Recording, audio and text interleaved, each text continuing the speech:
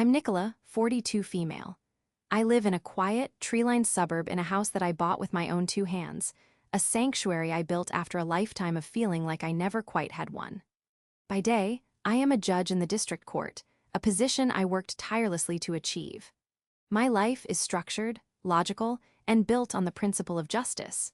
A principle I thought I understood until my own family showed me its most painful and distorted reflection. This is the story of how my mother, the woman who was supposed to be my biggest supporter, stood in a court of law and tried to destroy my entire world with a single, devastating lie. Before this story unfolds, I'd love to connect with you. Please let me know in the comments where you're watching from and what time it is in your corner of the world. It's amazing to see how far these stories can travel. For as long as I can remember, my family operated under a fragile, unspoken truce. On the surface, we were the picture of middle-class respectability. My mother, Holly, was a retired nurse, a woman who radiated a kind of brittle charm that was convincing to outsiders. My younger sister, Rachel, was a vibrant and, in her own way, successful social media manager. Then there was me, the serious one, the one who traded a bustling social life for late nights in the law library. My father passed away when I was in law school, and his absence created a power vacuum that my mother filled with an unnerving, absolute authority.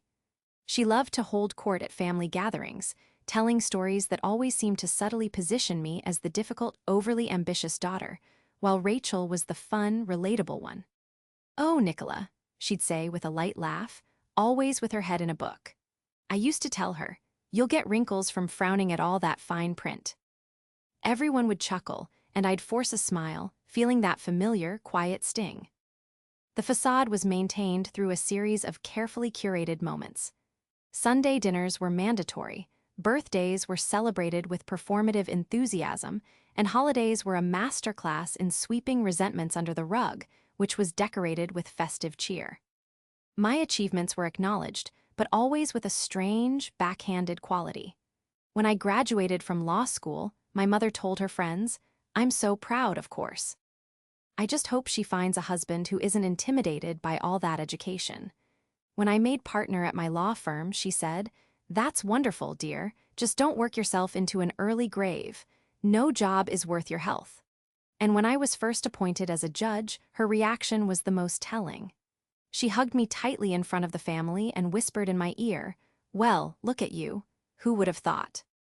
It wasn't a compliment.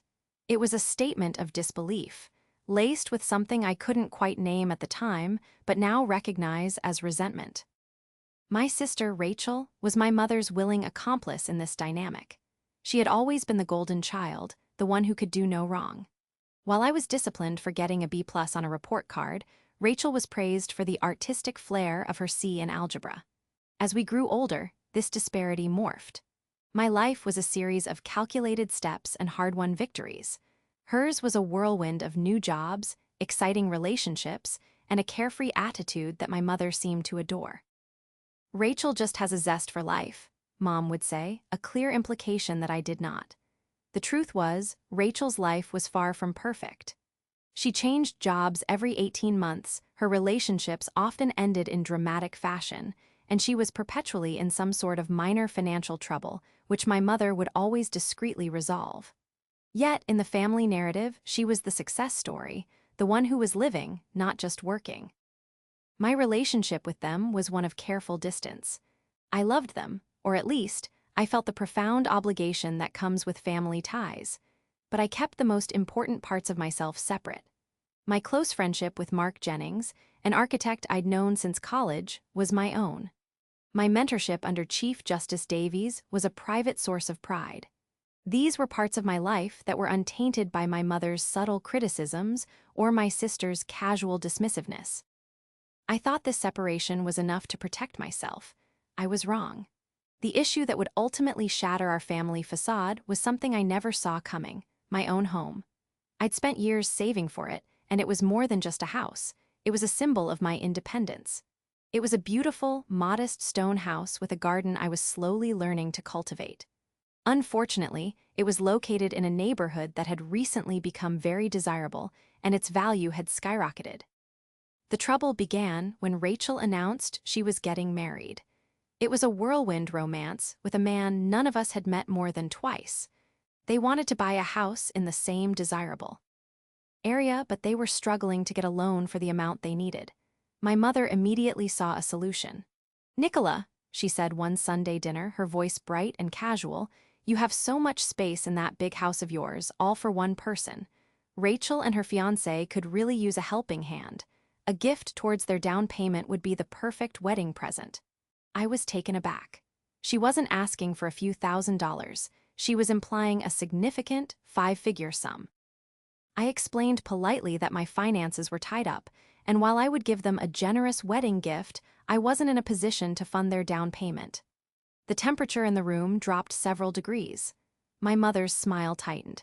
"It's just that you've always been so fortunate," she said, the word fortunate sounding like an accusation. "It would be nice to see you share that good fortune with your sister." Rachel just sat there, looking down at her plate, a portrait of the wronged party. In the weeks that followed, the pressure mounted. My mother would call me, weaving tales of Rachel's stress and disappointment. "She just feels like you don't support her," she'd say. "She looks up to you, you know. It would mean the world to her." It was a master class in emotional manipulation. They were trying to frame my financial prudence as a personal failing, a lack of love for my own sister. The arguments grew more frequent and more heated. I stood my ground, not just because of the money, but because of the principle. My success was not a family slush fund, and I refused to be guilted into fixing a problem that wasn't mine. It was during one of these tense phone calls that my mother said something that chilled me to the bone. "You're making a mistake, Nicola," she warned, her voice low and cold. "You think you're better than us, sitting up there in your robes, but you'll see. Family is all you have. You'd be wise not to forget that." I dismissed it as an empty threat, the words of a frustrated woman who wasn't getting her way. I had no idea it was a promise. The family facade wasn't just cracking, it was about to be brought down by a wrecking ball swung by my own mother. And the stage for this demolition was set not at a family dinner, but in the one place I considered sacred, a court of law. The opportunity for my mother to make good on her threat came from an unexpected quarter. Every 6 years, serving judges in our state undergo a retention review.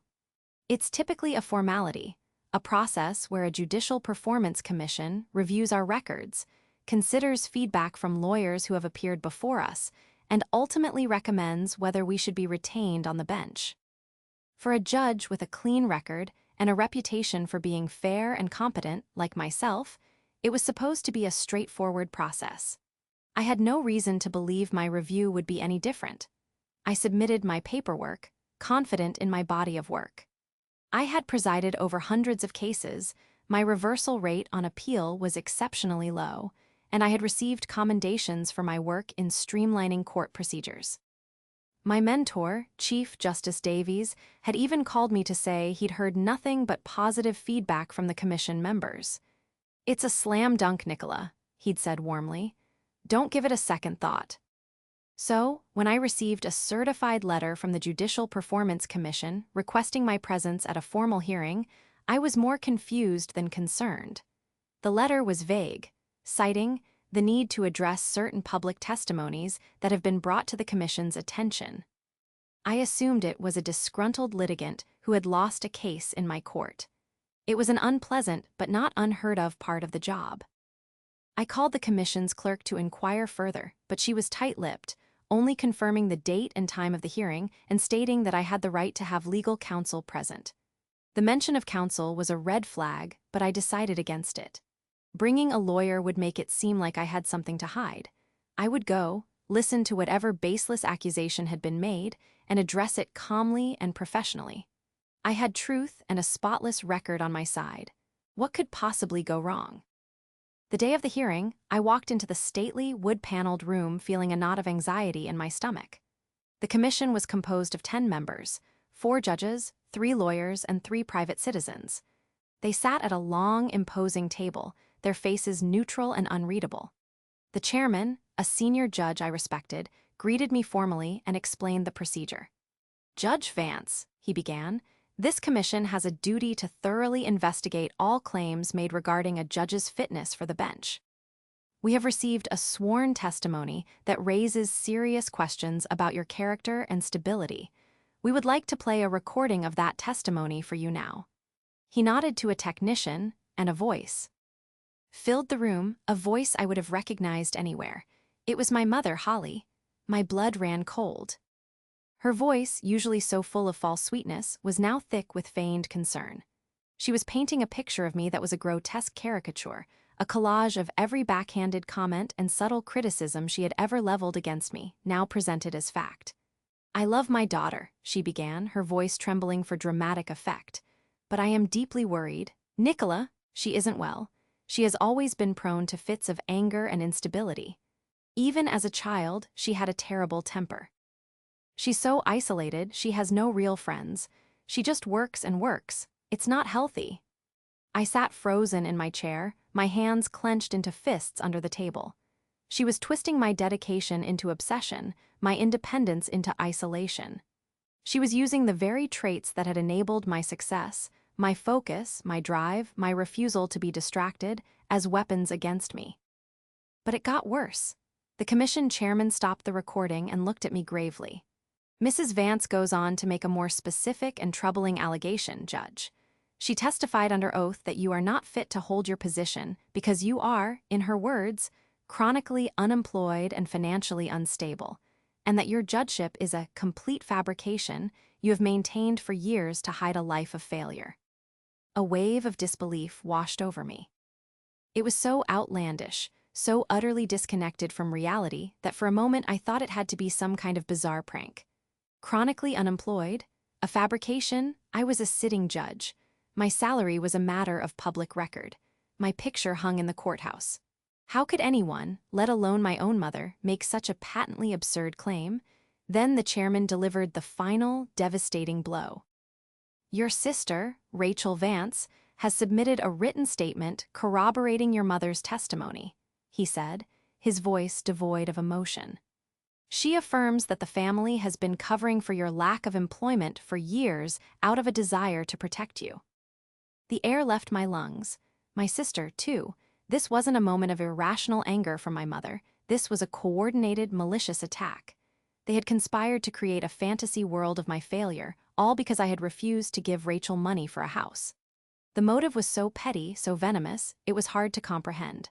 My mind raced, trying to make sense of the madness.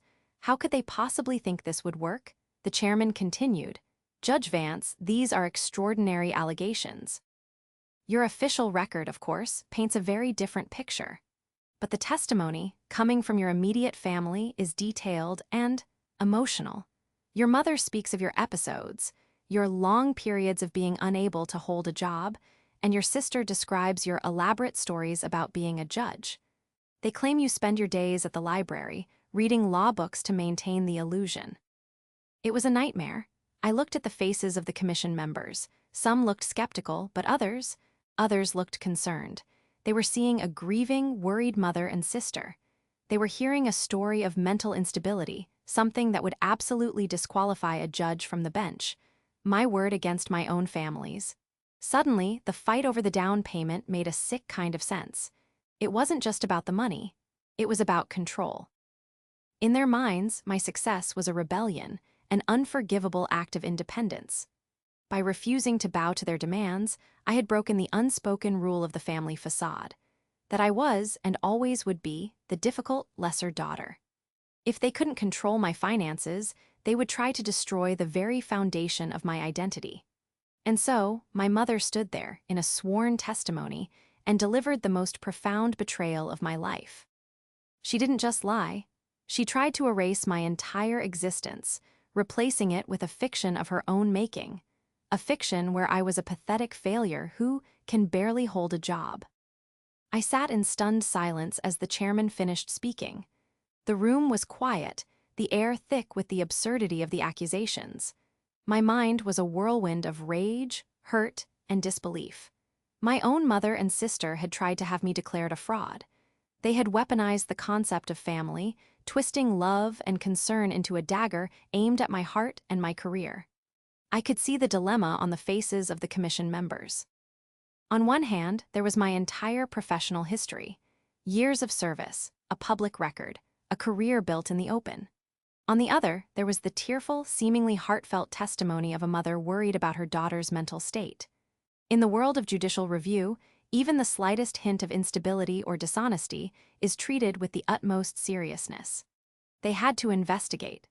My perfect record was suddenly under siege by a lie so audacious it was almost brilliant in its malevolence. NCA. I finally found my voice, which was shaky but firm.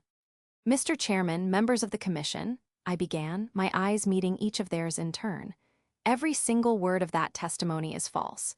It is a malicious, calculated lie. I can provide you with years of tax returns, pay stubs from the state treasury, official letters of appointment, and hundreds of legal opinions bearing my signature. My existence as a judge is not a matter of opinion, it is a verifiable fact. The chairman nodded slowly. We appreciate that, Judge Vance, and we will, of course, be reviewing all the official documentation. However, the nature of these claims, coming from your family, forces us to consider motives that are not immediately apparent on paper. Your mother suggests you have been living a double life. We must explore that possibility, however remote. It was then that I understood the true genius of their attack. They weren't trying to win a logical argument. They were trying to plant a seed of doubt. If they could make the commission wonder why a mother would tell such a horrific lie, they might start to believe that some part of it, however small, must be true. The hearing was adjourned, pending a full investigation. I was placed on administrative leave, effective immediately. I walked out of that room feeling like a ghost. The courthouse, my professional home, suddenly felt like a foreign country.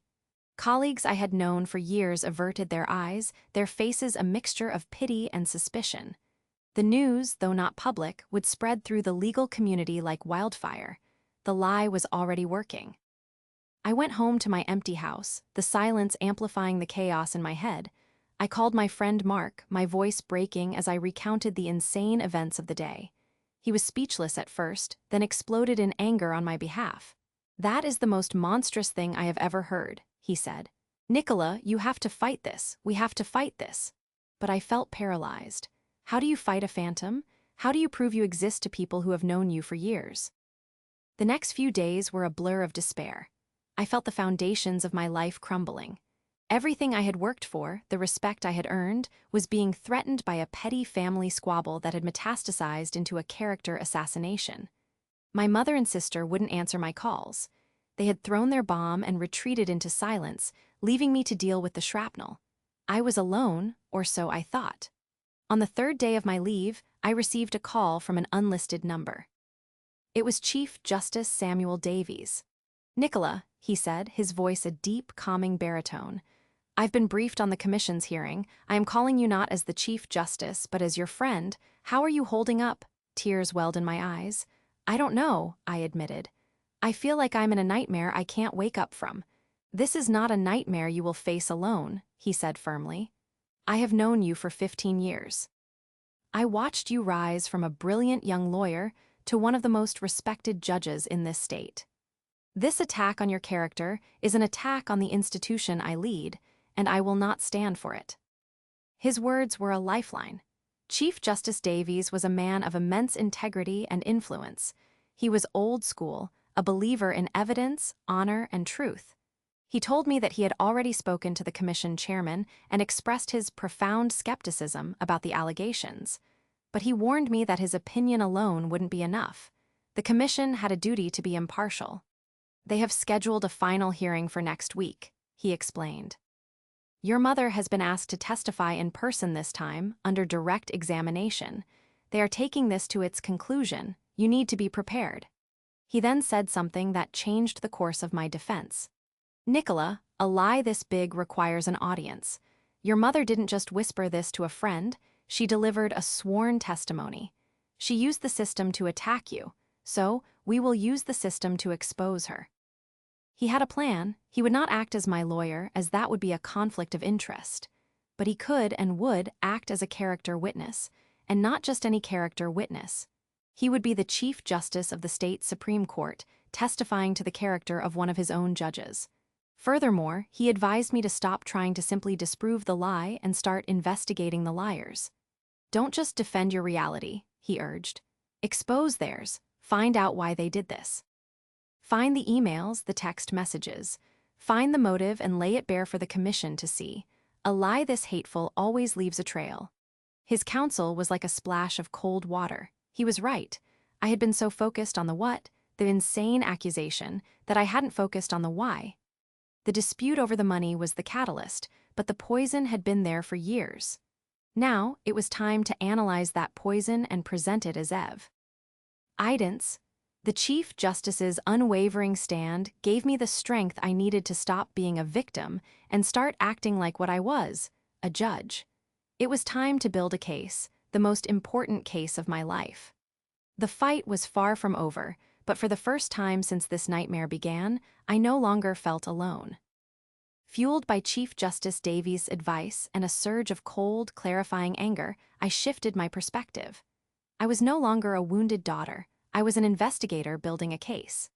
My home office, usually reserved for drafting judgments and reviewing case law, became my war room. The target of my investigation, my own mother and sister. The objective, to dismantle their narrative of lies not just by proving my truth, but by exposing the rotten foundation upon which their story was built. I began where any good investigation starts, with motive. The conflict over the down payment for Rachel's house was the clear trigger. It was a simple, greedy motive, but I needed to prove it was the driving force behind their elaborate, defamatory scheme. I started with my phone records, printing out the logs of calls and texts between myself, my mother, and Rachel for the past 3 months. The pattern was damning. It showed a clear escalation. Friendly chats, then persistent requests for money, followed by manipulative guilt trips, and finally, angry, threatening messages from my mother after my final refusal. The last text message I received from her before the hearing was particularly chilling. You will regret turning your back on family. Next, I turned to financials. While I couldn't access their bank accounts, I could piece together a story from other sources. I remembered Rachel mentioning the specific condo development she and her fiancé wanted to buy into. I went online and found it easily. A quick search of public property records revealed something interesting. A sales agreement for one of the units had been filed under Rachel's fiancé's name, contingent on financing. The closing date was just 2 weeks away. They were desperate. The timeline lined up perfectly with their campaign of pressure against me. They had committed to a purchase they couldn't afford and expected me to bail them out. When I refused, they panicked and retaliated. But I needed more. I needed to show the commission that this wasn't just a financial dispute. It was part of a long-standing pattern of behavior. I went through old boxes in my attic, digging for anything that could illustrate the family dynamic I had described. I found old report cards, with my mother's neat cursive praising my straight A's next to a note on Rachel's that said, "Her creativity is what truly matters." I found birthday cards from my mother that said things like, "To my brilliant daughter, try to have some fun for once." And cards to Rachel that gushed, "To my beautiful, free-spirited girl, never change." It felt petty to be collecting such things, but I knew they were pieces of a larger puzzle. I was building a psychological profile, a brief for the commission that would explain why a mother would turn on her successful daughter. The answer was clear. My success was a mirror that reflected what she saw as Rachel's failures, and she blamed me for it. My independence was an affront to her control. The most crucial part of my investigation, however, came from a place I almost overlooked. My father had been a meticulous record keeper. After he passed, I had stored several boxes of his old financial files and personal documents in my basement. I had never gone through them in detail. I spent a whole day sifting through dusty folders of old tax returns, insurance policies, and letters. And then I found it. It was a thick manila envelope labeled Holly Private. My hands trembled as I opened it. Inside was a series of letters and documents from nearly 20 years ago, detailing a period of my mother's life she had never spoken of. Before she became a nurse, my mother had tried to start her own business, a small, upscale catering company. My father, ever supportive, had invested a significant amount of his savings into her venture. The documents told a story of mismanagement, debt, and eventual failure. The business had collapsed within 2 years, leaving them in a precarious financial situation. But the most revealing part was a letter from my mother to my father, written in the aftermath. It was filled with bitterness and blame, not for her own mistakes, but for what she perceived as a lack of support from others. She wrote about the jealousy of her friends and the unfairness of the market. But one line stood out, underlined twice in her own hand: "They will never see me as anything but a failure." I finally understood. My mother's resentment wasn't just about me, it was about her own buried insecurities. She had tried and failed to build something of her own. My success, achieved through discipline and hard work, the very qualities she lacked in her own vent. Yor was a constant, painful reminder of her own past failure. She couldn't celebrate my achievements because they highlighted her own shortcomings. And Rachel, with her chaotic but artistic life, was the daughter she could relate to, the one she could save with a bit of financial help, reaffirming her role as the matriarch. This was the key. This was the why. It wasn't just about money for Rachel's house. It was about a deep-seated, decades-old resentment that had finally boiled over. The commission wouldn't just see a greedy mother. They would see a woman haunted by her own failures, projecting them onto the daughter who had succeeded where she had not. I organized everything meticulously: a timeline of the phone calls and texts, the property records for Rachel's condo, copies of the old report cards and letters, and most importantly, the documents detailing my mother's failed business and her own written words. I compiled it all into a single, comprehensive binder. I wasn't just defending myself anymore. I was presenting a case, complete with evidence, motive, and a clear psychological portrait of my accusers. I made a copy for every member of the commission and one for Chief Justice Davies. My hearing was in 2 days. I was ready. My mother wanted to play a game in a court of law. She was about to find out that she had challenged me in the one arena where I was truly home. With my binder of evidence complete and my resolve hardened, I met with Chief Justice Davies one last time before the hearing. We sat in the quiet, sunlit study of his home, the walls lined with centuries of legal texts. I walked him through my findings, from the threatening text messages to the revelation about my mother's failed business.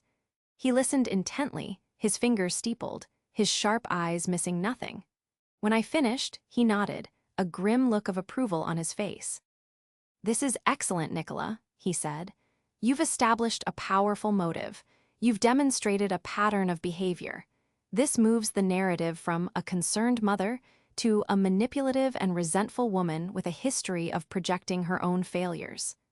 That is a significant shift." He then laid out the strategy for the hearing.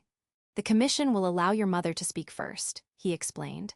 "They will ask her to repeat her claims in her own words, live and under oath. This is our opportunity. You must remain calm, impassive. Do not show anger or hurt, no matter what she says. You are a judge observing a testimony, nothing more. Let her build her own pyre."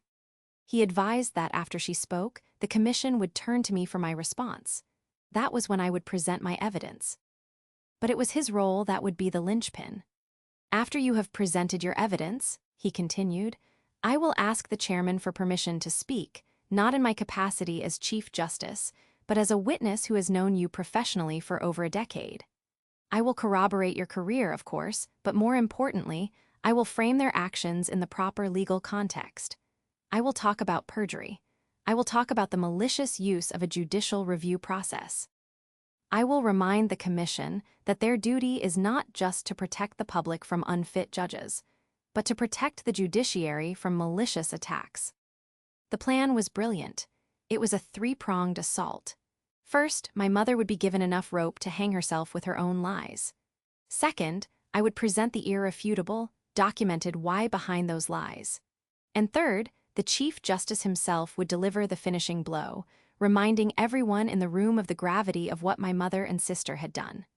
There was one final piece to the strategy, something that felt almost theatrical but was entirely necessary. I knew my mother and sister would be at the hearing.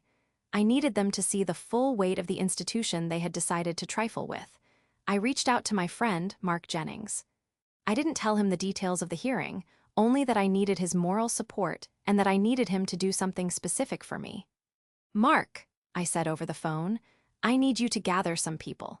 Friends, former colleagues from the law firm, even some of the junior court clerks who have worked with me. I need them to come to the hearing, not to protest or say anything, just to sit in the public gallery. I need the commission and my mother to see a room full of people who know who I am. Mark understood immediately. Consider it done, Nicola, he said. They picked a fight with the wrong person. The night before the hearing, I felt a strange sense of calm. The fear and hurt had been replaced by a cold, resolute focus. I laid out my conservative navy blue suit, the same one I wore when I was sworn in as a judge. It was my armor.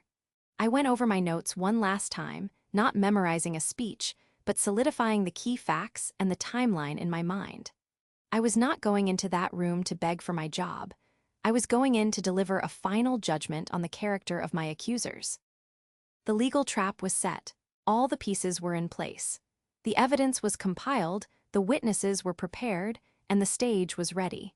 My mother had intended for this hearing to be my downfall, the final act in her lifelong drama of minimizing my existence. She had no idea that I had rewritten the script. The hearing was no longer about my fitness for the bench. It was about her fitness to be a credible human being. She thought she was the star witness in my trial. She was about to discover she was the sole defendant in hers. The day of the final hearing arrived, gray and overcast, a perfect reflection of my mood. As I walked toward the judicial building, I saw Mark standing by the entrance. Behind him were nearly 30 people, a quiet, supportive army. There were lawyers I had worked with, clerks from my own courthouse, old friends from law school, and even a few retired judges who had heard what was happening. They all nodded at me with looks of encouragement. When I entered the public gallery of the hearing room, it was already filled with them. The visual was powerful. This wasn't just Nicola Vance, the daughter, on trial. This was Judge Vance, a respected member of the legal community, and her community had shown up for her. I took my seat at the respondents' table, placing my binder of evidence squarely in front of me. Across the room, my mother Holly and my sister Rachel sat together. When my mother saw the crowd of people in the gallery, her confident smirk faltered for just a moment. Rachel refused to look at me, her eyes fixed on her hands, which were twisting a handkerchief in her lap. The commission chairman called the hearing to order. "Mrs. Vance," he said, his tone formal and stern, "you are still under oath. Please recount for the commission, in your own words, the concerns you have regarding your daughter's position as a judge." My mother took a deep breath, clutching a tissue for effect, and began her performance. She retold the story she had recorded, this time embellishing it with new, painful details. She spoke of my imaginary friends, as a child, my troubling obsession with legal dramas on television, my inability to cope with reality. She painted a picture of a deeply disturbed woman who had constructed an elaborate fantasy to escape a life of failure. "I'm her mother," she said, her voice cracking. "If I don't speak up, who will? I'm so afraid she's going to have a complete breakdown. She can barely hold a job. This story about being a judge, it's the grandest, saddest lie of them all."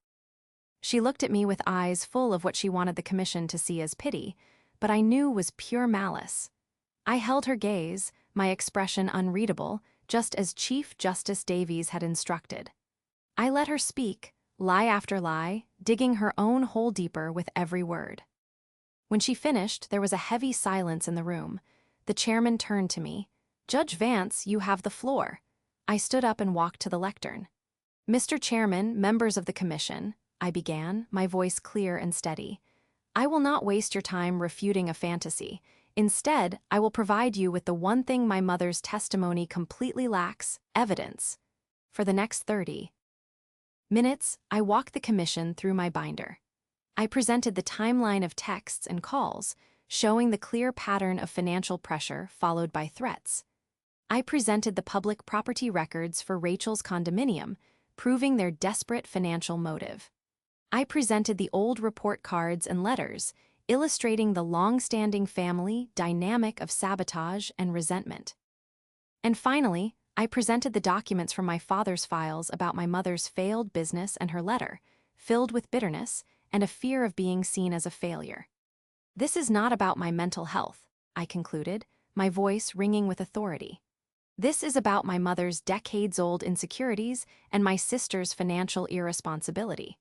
I am not the subject of a concerned mother's testimony. I am the target of a failed businesswoman's profound envy and a spoiled daughter's greed. Their testimony is not a plea for help. It is an act of calculated, malicious revenge. I laid the binder on the chairman's desk and returned to my seat. The air in the room had shifted. The looks of concern on the commissioners' faces had been replaced by expressions of shock and anger. They were looking at my mother and sister not as worried family members, but as perpetrators. Before the chairman could speak, Chief Justice Davies stood up. "Mr. Chairman," he said respectfully, "with your permission, I would like to say a few words." The chairman nodded. "Of course, Chief Justice." The Chief Justice walked to the lectern, his presence filling the room with an undeniable gravity. He didn't look at the commission, he looked directly at my mother. "My name is Samuel Davies," he began. "I am the Chief Justice of the State Supreme Court. I have known Judge Nicola Vance for 15 years. I was on the committee that first recommended her for the bench. I presided over her swearing-in ceremony. I have read dozens of her opinions and have never once found her reasoning to be anything less than brilliant and her integrity anything but absolute." He paused, letting his words sink in. Then his voice grew hard as steel. "To suggest she is not a judge is like suggesting this building is not a courthouse. It is a lie, but it is not just a lie, it is perjury. It is a deliberate, malicious attempt to manipulate the Judicial Performance Commission and to destroy the career of a fine public servant. It is an act of profound contempt for the entire judicial system." He then turned to the chairman. "This commission's purpose is to ensure the integrity of the bench. I urge you to conclude this hearing, dismiss these ridiculous claims, and then refer this matter to the district attorney's office for a full investigation into perjury and conspiracy to commit defamation." It was at that moment that it all came crashing down. My mother, Holly, let out a small gasp. Her face, which had been a mask of feigned concern, was now pale with genuine fear. Rachel started to openly sob, burying her face in her hands. The Chief Justice's words had transformed the room from a hearing into a crime scene, and they were the prime suspects. The chairman looked at my mother. His voice was cold. "Mrs. Vance, do you have anything to say in response to the evidence presented and the Chief Justice's statement?" My mother opened her mouth, but no words came out. She just stared at the Chief Justice, then at me, her eyes wide with the terror of a person who has just realized they have made a catastrophic, life-altering mistake. It was over. Her testimony had been destroyed. Her character was in ruins. She had walked into a court of law to judge me, and in the end, she was the one who had been judged and found wanting. The trap had been sprung, and she had walked right into it. The commission deliberated for less than 10 minutes. The chairman returned and announced their decision with swift, decisive clarity. The commission finds the testimony against Judge Nicola Vance to be without merit, unsubstantiated, and demonstrably false.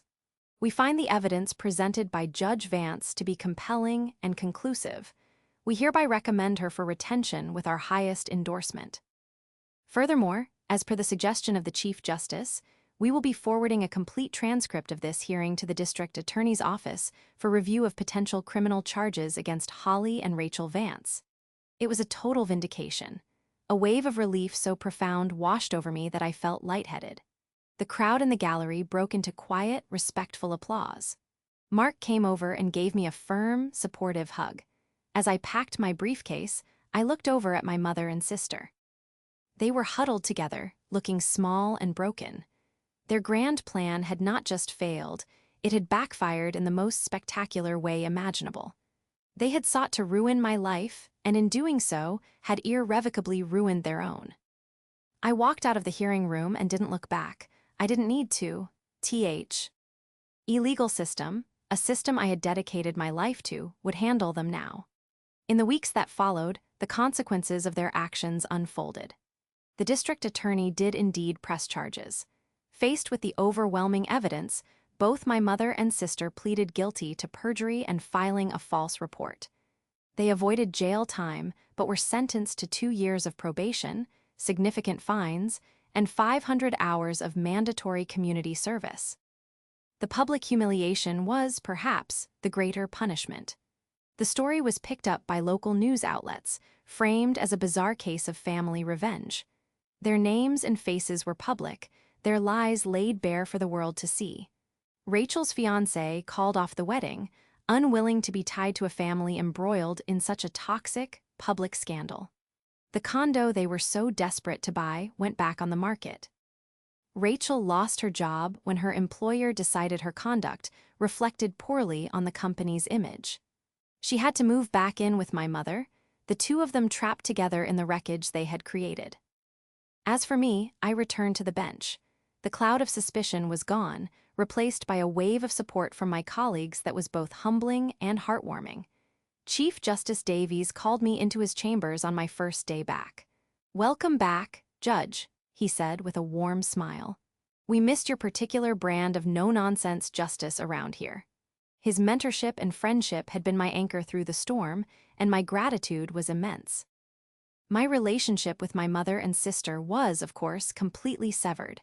There was no apology, no attempt at reconciliation. Their final act of communication was a letter from a lawyer demanding that I cease all contact. It was a request I was more than happy to grant. The door to that chapter of my life was closed, locked, and bolted. There was a period of grief, not for the people they were, but for the family I wished they had been. I grieved the loss of a mother and a sister I never really had.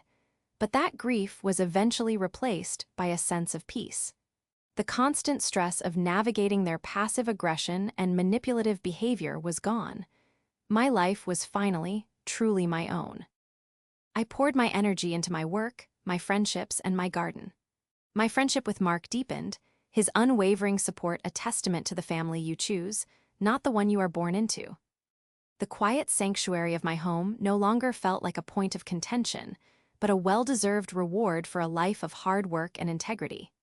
Sometimes, when I am presiding over a particularly contentious family law case, I look at the people before me and feel a pang of recognition. I see the subtle manipulations, the buried resentments, the way love can be twisted into a weapon. But it doesn't make me cynical. It makes me a better judge.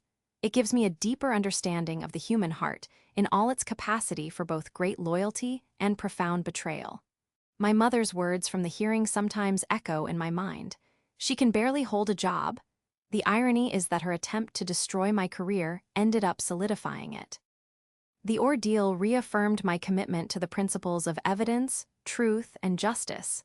She wanted to testify against me. She wanted a judgment. And in the end, she got one. Just not the one she was expecting.